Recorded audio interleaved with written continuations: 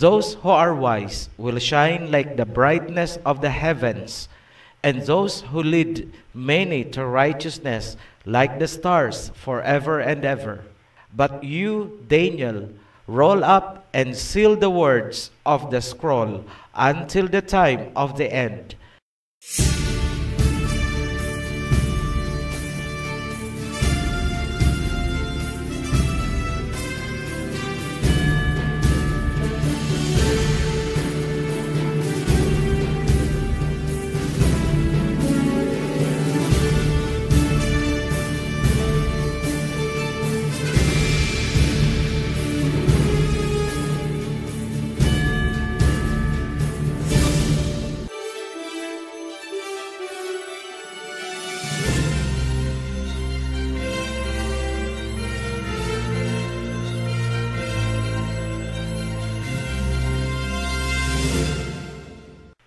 Isang masayang pagbati mula sa Ophirian Heritage Conservatory. Sa pagpapatuloy ng Mark of the Beast series, gusto ko munang ibigay sa inyo ang mga verses na ito mula sa Book of Daniel. Daniel chapter 12, verse 3 to 4, and verses 9 to 10. Those who are wise will shine like the brightness of the heavens, and those who lead many to righteousness like the stars forever and ever. But you, Daniel, roll up and seal the words of the scroll until the time of the end. Many will go here and there to increase knowledge. I heard, but I did not understand. So I asked, my master, what will the outcome of all this be? He replied, go your way, Daniel, because the words are rolled up and sealed until the time of the end. Many will be purified, made spotless and refined, but the wicked will continue to be wicked. None of the wicked will understand, but those who are wise will understand. As for you, go your way till the end. You will rest, and then at the end of the days, you will rise to receive your allotted inheritance. Tagalog. Yung mga madudunong na gumabay sa marami tungo sa katwiran ay magniningning na parang mga bituin sa kalangitan magpakailanman. Marami ang magpaparoon at parito para sa kaalaman. Ngunit ikaw, Daniel, sarhan mo ang mga salita na nasusulat sa scroll hanggang sa panahon ng katapusan. Sinabi ni Daniel, pinakinggan ko, ngunit hindi ko naunawaan. Kaya't ako'y nagtanong, Panginoon, ano ang kahihinatnan ng lahat ng ito? Siya ay sumagot, humayo ka, Daniel, sapagkat ang mga salita ay nakapidid at selyado hanggang sa panahon ng katapusan. Marami ang magiging dalisay at walang bahid, ngunit ang masasama ay magpapatuloy sa kanilang kasamaan.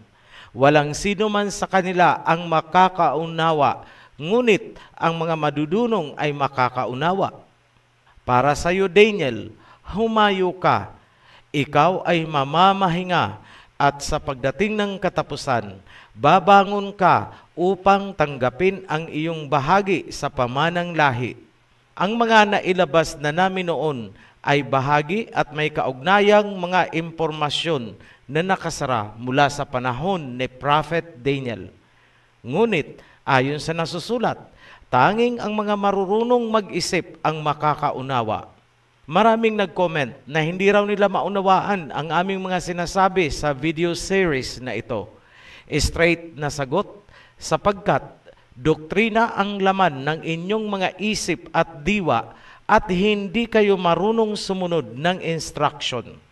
Sinabi na namin na kailangan nyong magsimula sa Creation Series, Babylon Series, World Territory Series, Rizal Series, 2 Witnesses Series.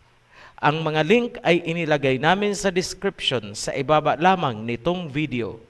Kailangan nyong unawain at tanggapin ang mga katotohanang inihayag namin sa mga series na yan para maunawaan nyo ang Book of Revelation, lalo na itong tungkol sa Mark of the Beast. Sa mga nagtatanong kung sino ang 7 ulo ng dragon, ipagpaumanhin nyo po, hindi ko na po pwedeng pangalanan dito. Panoorin nyo ang 2 Witnesses at ang Rizal Series. Doon nyo malalaman ang 7 bansa na ulo ng dragon. Ang videong ito ay part 3 ng Mark of the Beast. Sa sinundang video, ipinakita namin ang relasyon ng dragon, first beast, at second beast ng Revelation 13. Yan ang dudugtungan natin ngayon. Sa pagpapatuloy, marami pa tayong dapat linawin tungkol sa unang beast o hayop na sinasabi dito sa Revelation chapter 13 upang maunawaan ang tunay na Mark of the Beast. Unahin natin ang mga timetable or major milestones na ipinapakita sa vision ni John. Pansinin nyo itong mabuti. Revelation chapter 17 verse 8. The beast which you saw once was, now is not, yet will come up out of the abyss. The inhabitants of the earth, whose names have not been written in the book of life from the creation of the world, will be astonished when they see the beast, because it once was, now is not, and yet will come. 3 panahon or milestone ang sinasabi ni John.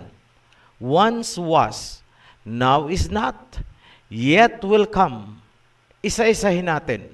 Once was. Ito ang panahon mula sa pagkakawasak ng Old Babylon at pagkakatatag ng mga bansa sa Europe. In short, relocation of Babylonian civilizations. Dito nabuo ang beast na binigyan ng dragon ng authority. Ang isang ulo ng dragon ay ang Italy, kung saan naroroon ang Roman Empire. Ngayon, ano yung sunod na panahon? Now is not. Ito ang panahon kung kailan binigay ang vision kay John sa pagitan ng 50 to 100 AD. Ang isang ulo ng beast, ang Roman Empire, ay nagkaroon ng malubhang sugat at kinailangang magpagaling. Kaya ang sabi kay John, now is not, meaning sa panahong ibinigay ang vision, ang beast ay inactive kasi nagpapagaling ng kanyang malubhang sugat. Ano ang malubhang sugat ng isang ulo nitong beast? Una, nasunog ang Roma. Sinundan yan ng pagkamatay ni Emperor Nero. Then, nagkaroon sila ng civil war dahil sa agawan ng trono. Muntik nang malusaw ang Roman Empire. Yan ang malubhang sugat kung kaya nanghina ang beast. Ngunit, ang sabi sa Revelation, ang beast ay nakarecover, gumaling ang sugat, at ito ay ikinamangha ng buong mundo. Kailan ito naganap? Ito ay naganap sa panahon ng pamumuno ni Vespasian. Nakarecover at lalong lumakas ang Roma. Nahigitan pa nito ang former glory noong buhay pa si Nero at ang mga naunang pinuno. Ngayon, sa pamumuno ni Vespasian, isinakatuparan ng Roman Empire ang Siege of Jerusalem noong 70 AD. Kinontrol din ni Vespasian ang England, kung kaya hanggang ngayon, ang London ay nananatiling isang virtual Roman enclave. London Corporation is the nucleus of Great Britain. Ang London, ang think tank, ang utak na nagpapagalaw sa realm of dominion ni Her Majesty.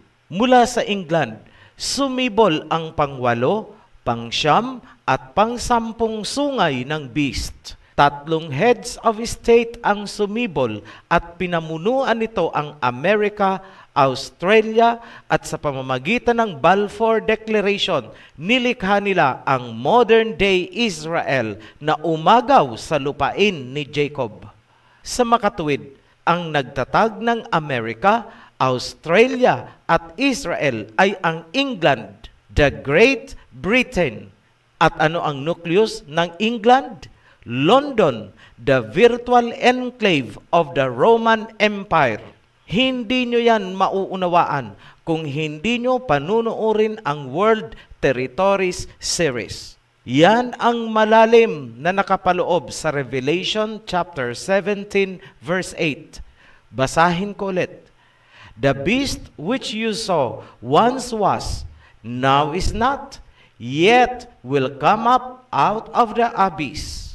The beast is an alliance of kings and nations na nagpahirap at nagpapahirap sa chosen holy people. Revelation chapter 17 verse 9 to 11. This calls for a mind with wisdom. The 7 heads are 7 hills on which the woman sits. They are also 7 kings. 5 have fallen. 1 is, the other has not yet come. But when he does come, he must remain for only a little while. The beast who once was and now is not is an 8th king. He belongs to the 7 and is going to his destruction. Pansinin ang mga naka-highlight.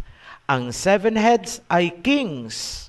Mismong ang beast ay ang pangwalong king. E ano naman ang 10 horns or sungay?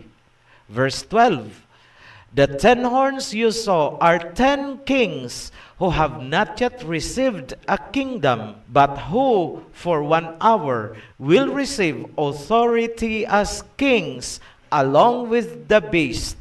They have one purpose and will give their power and authority to the beast. Recap ko ulit. Verse 9 and 10. Ang 7 heads ay 7 kings. Ang beast ay king. Sa verse 12, ang 10 horns ay 10 kings. Maliwanag. Ang head, horn, at beast ay lahat mga kings ang kahulugan. Sa modernong pananalita, mga heads of state, mga hari, pangulo at prime ministers ng mga bansa. Bakit napakahirap para sa mga nagbabanal-banalang tagapagturo na tanggapin ang katotohanang ang Book of Revelation ay tungkol sa world geopolitics of the last days? Ito ang sagot. Daniel chapter 12 verse 10. Many will be purified, made spotless and refined, but the wicked will continue to be wicked. None of the wicked will understand, but those who are wise will understand. Tagalogin ko, sapagkat wala sa mga masasamang tao ang bibigyan ng pagkakaunawa. Yan ang nasusulat ni Prophet Daniel. Ang alliance ng mga heads of states, kings, presidents, at mga prime ministers ng mga bansang wicked or masasama ay ang beast, kung saan sumakay ang harlot woman, ang mystery Babylon. Revelation chapter 17 verse 3. Then the angel carried me away in the spirit into a wilderness. There I saw a woman sitting on a scarlet beast that was covered with blasphemous names and had 7 heads and 10 horns. Ngayon, ano naman ang ibig sabihin ng woman or babae na nakasakay sa beast o hayop? Here is the point-by-point analysis. Point number 1, ang woman ay isang great city, isang sibilisasyon. Revelation chapter 17 verse 18. The woman you saw is the great city that rules over the kings of the earth. Point number 2. Ang woman ay sumisimbolo sa Babylon. Revelation chapter 17 verse 4. The woman was dressed in purple and scarlet and was glittering with gold, precious stones, and pearls. She held a golden cup in her hand, filled with abominable things and the filth of her adulteries. Babylon the Great, the mother of prostitutes and of the abominations of the earth. Ang woman or great city na ito ay tinawag na Babylon the Great, meaning siya ang modern day revival ng Babylon, mother of harlots, mother of prostitutes. Huwag po kayong malilito dahil sa Book of Revelation, ang great city na ito ay tinawag ding Egypt in terms of slavery at tinawag ding Sodom in terms of sexual immorality and fornication. Point number 3, drunk with the blood of the saints.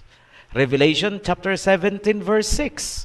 I saw that the woman was drunk with the blood of Alahaym's holy people, the blood of those who bore testimony to Yahawashai. Lango sa dugo ng mga banal na tao. Point number 4, sentro ng kalakaran ng mundo. Revelation chapter 17 verse 11 to 13. The merchants of the earth will weep and mourn over her because no one buys their cargoes anymore. Cargoes of gold, silver, precious stones.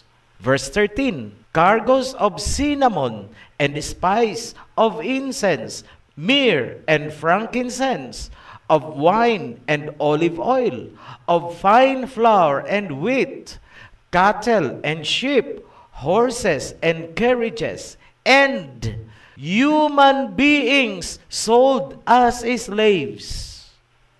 Ayan, cargoes of human beings sold as slaves. Ang city na ito ay literally itinayo at the back of the slaves, kung kaya tinawag din itong Egypt sa ibang bahagi ng Book of Revelation. What happened? History speaks. Transatlantic slave trade. Sino ang mga slaves na ibinenta sa city na ito? Sino yung mga alipin na ibinenta sa city na ito? The tribe of Judah of Jacob's Israel. Yung mga dinukot yan mula sa Africa. Dapat napanood nyo ang Two Witnesses series at ang Rizal series para maunawaan ang detalye ng bahaging yan. Ngayon, magpatuloy tayo. Revelation chapter 18 verse 3. The kings of the earth committed adultery with her, and the merchants of the earth grew rich from her excessive luxuries. Ang woman or great city na ito ay sentro ng pandaigdigang kalakaran. Cargoes of gold, silver, precious stones. Para patunayan ko sa inyo, nasaan ba ang World Trade Center? Nasaan ang pinakamalaking stock exchange ng mundo kung saan nagpapayaman ang mga merchants? Andon sa great city. Point number 5. The kings committed adultery with her. Para maunawaan, nasaan ang United Nations kung saan pumupunta ang mga kings, presidents, and heads of state? Andun sa great city. Point number 6. Luxury o karangyaan. Revelation chapter 18 verse 3. The kings of the earth committed adultery with her, and the merchants of the earth grew rich from her excessive luxuries. Yes, the finest things in life, the great city that never sleeps. Point number 7, breeding ground for every unclean spirit, dwelling of demons. Revelation chapter 18, verse 1 to 2. After this, I saw another angel coming down from heaven. He had great authority, and the earth was illuminated by his splendor. With a mighty voice, he shouted, "Fallen, fallen is Babylon the Great. She has become a dwelling for demons and a haunt for every impure spirit, a haunt for every unclean bird, a haunt for every unclean and detestable animal." Isa lang naman ang tinutukoy. Ang great city na ito ay parang yung ancient Babylon, kung saan nagmumula ang iba't ibang doktrina, immorality, and fornication. Patunayan natin na ito ay tahanan ng mga impure spirits and demons. Nasaan ang headquarters ng Church of Satan? Naririto sa great city. Kabilang din ito sa tinatawag na Sin City, the modern day Babylon. Point number 8. Magsisimula sa economy ang pagbagsak at pagkakawasak ng great city na ito. Revelation chapter 17 verse 11, 12, and 16. Verse 11, "The merchants of the earth will weep and mourn over her, because no one buys their cargoes anymore. Cargoes of gold, silver, precious stones." Verse 16, "The beast and the 10 horns you saw will hate the prostitute. They will bring her to ruin and leave her naked. They will eat her flesh and burn her with fire." Ayan, inilalarawan ang nakaambang na pagkakawasak ng great city. Magsisimula sa economic collapse. Iiyak ang mga merchants na nagtitrading sa kanya. Babagsak ang New York stock market. Babagsak ang kanyang World Trade Center. Hindi lang po ang physical building ang tinutukoy ko, kundi mismong ang kanilang trading platforms and banking systems. Babagsak ang US dollar sapagkat ito ay isang fiat money, isang perang papel na walang halaga dahil walang backup na gold. At dahil dyan, magagalit sa kanya ang mga hari sa mundo dahil apektado ang world economy at maraming bansa ang magugutom. Ulitin ko ang nasusulat. "The beast and the 10 horns you saw will hate the prostitute. They will bring her to ruin and leave her naked." Huwag niyong kalimutan na ang 10 horns at ang beast mismo ay mga pinuno ng mga bansang Europa. At mismong sa loob ng US, hindi nalalayo na hangarin ng iba't ibang individual states na magdeklara ng kasarinlan bilang hiwalay na bansa. Kung dati-rati ang harlot woman or great city na ito ay glittering with gold and silver dahil nakatambak sa kanya ang yaman ng mga bansa, mababaliktad po yan. Babawiin ng mga bansa sa buong mundo ang kanilang mga gold deposits. The woman or great city will be stripped naked and in ruins. Ngayon, almost 2 years na ang nakaraan. Sinabi ko na kinakailangan ng ating bansa na mag-detach sa great city na ito sa lahat ng aspeto. World economy, politics, and religion. Nasusulat, Revelation chapter 18 verse 4. "Then I heard another voice from heaven say, 'Come out of her, my people, so that you will not share in her sins, so that you will not receive any of her plagues, for her sins are piled up to heaven, and Alahayam has remembered her crimes.' Lumabas kayo sa kanya, aking bayan, upang hindi kayo madamay sa kanyang mga kasalanan at mga kaparusahan. Malawak ang sinasabi na come out of her, my people. Hindi lang po yan tungkol sa usaping pagbabanal-banalan. Kasama po dyan ang economy, politics, and moral orientation. Sa aspetong pang-ekonomiya at finansyal, ano ang mabigat na kasalanan nitong great city? Basahin natin ang nasusulat. The silver is mine and the gold is mine, declares Yahweh Almighty. Haggai chapter 2, verse 8. So, ano ang kasalanan ng great city na ito? Ano ang kasalanan ng woman na nakaupo sa hayop na may 7 ulo at 10 sungay?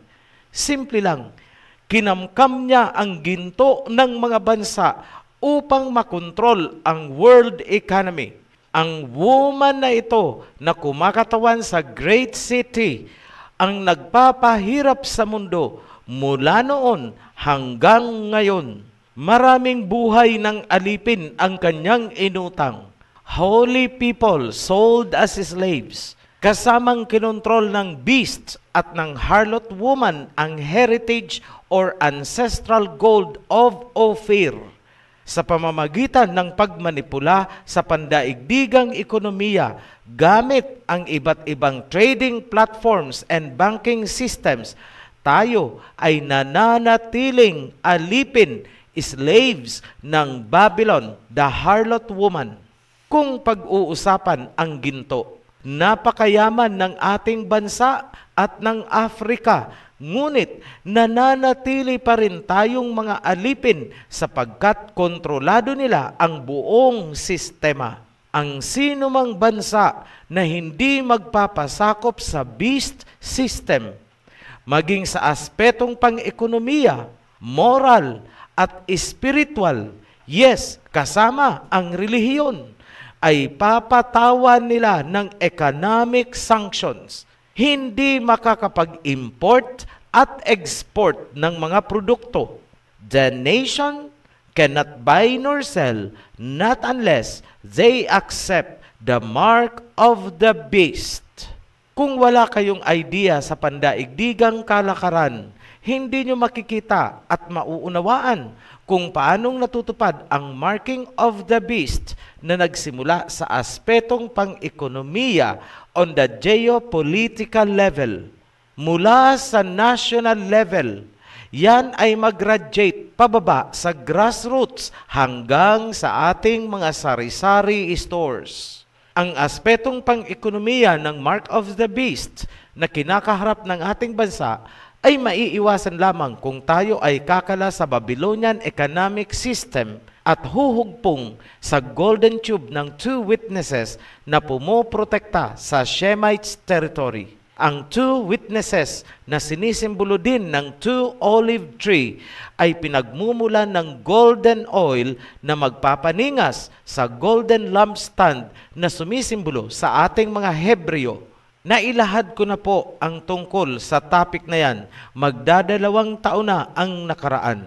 Panoorin nyo ang 2 Witnesses series para maunawaan ang bagay na yan. Ito ang masayang balita. Magdadalawang taon na ang nakalipas nang sinabi ko ang paghuhugpong natin sa golden tube ng 2 witnesses. And now, natutupad na. So, what events are we expecting to happen in the very near future? Pakinggan nyo itong mabuti. The global debt facility will collapse. Federal Reserve will crash down. Ang fiat money ay mawawala ng halaga. Yes, mawawala ng halaga ang dolyar ng mga kano. Bakit? Sapagkat papalit ang isang uri ng kalakaran kung saan ang makakasali lamang ay mga bansa na ang currency ay may kaukulang gold backup. Matutuloy na ang naudlot na Asian dollar noon. Yan ang labis na kinatatakutan ng beast government. Asahan natin ang iba't ibang multi-sectoral propaganda kung saan gagamitin ang religion upang makakuha ng suporta. Sa puntong yan, magsisimulang ipatupad ng beast government ang marka hanggang sa mga individual na tao. Ang magpapatupad niyan ay ang second beast na binabanggit sa Revelation 13. Dito magkakaroon ng head-on collision, matinding banggaan ng mga Gentile religions versus Hebrew heritage, mga sekta versus Ophirian heritage. Ito ang masasabi ko sa inyo. Mga pinuno ng mga sekta, alam ko nakatutok kayo sa advocacy na sinimulan namin. Listen carefully. You do not understand what is going on because you are intoxicated with the concoction of doctrines and propaganda. Do not underestimate the spirit na nagpapagalaw sa Ophirian heritage. It is the same spirit na nasa likod ng pakikipaglaban ni Joshua sa Old Testament. What has been will be again. What has been done will be done again. Nothing has changed under the sun. Ecclesiastes chapter 1 verse 9. Bilang pansamantalang pagtatapos ng videong ito, muli kong babalikan ang isinulat ni Prophet Daniel tungkol sa mga beasts. Daniel chapter 12 verse 4. But you, Daniel, roll up and seal the words of the scroll until the time of the end. Many will go here and there to increase knowledge. Kung ang instruction kay Daniel ay i-seal ang words, kabaliktaran nun ang instruction kay John. Revelation chapter 22 verse 10. Then he told me, do not seal the words of the prophecy of this scroll, because the time is near. Magdadalawang taon na ang nakalipas mula nang sinimulan kong ilahad ang mga salita, ang mga bagay-bagay na selyado sa panahon ni Daniel. Marami sa inyo ang nakakapansin na sobrang kakaiba ang inihayag ko. Mula pa sa creation series hanggang dito sa mga prophecies. Yan ay dahil marami sa mga information ay nakalink sa mga sealed words of the prophets. Abangan nyo ang pagpapatuloy kung saan ilalahad ko na ang totoong mark of the beast sa susunod na video. Para sa mga bagong baptized, welcome to the covenant. Sa mga new subscribers, panoorin nyo ang The Guide para alam nyo ang tamang sunod-sunod ng mga videos. Nasa ibaba lang po nitong video ang mga link. Hanggang sa muli, be blessed. Shalom.